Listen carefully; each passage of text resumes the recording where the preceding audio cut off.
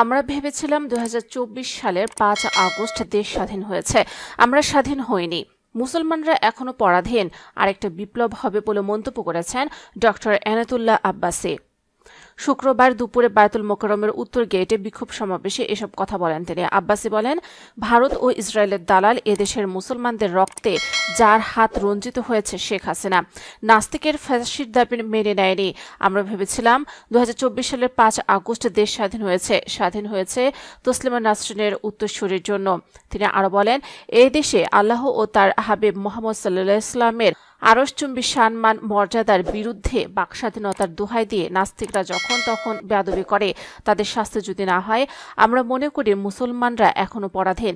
১৯৪৭-এ স্বাধীন হয়নি, ১৯৭১-এ স্বাধীন হয়নি, ২০২৪-এ স্বাধীন হয়নি। আরেকটা বিপ্লব হবে, বুকে তাজা রক্ত ঢেলে দিয়ে হলেও সংসদ ভবন দখল করে নাস্তিকদের ফাঁসির রায়কে কার্যকর করব ইনশাল্লাহ।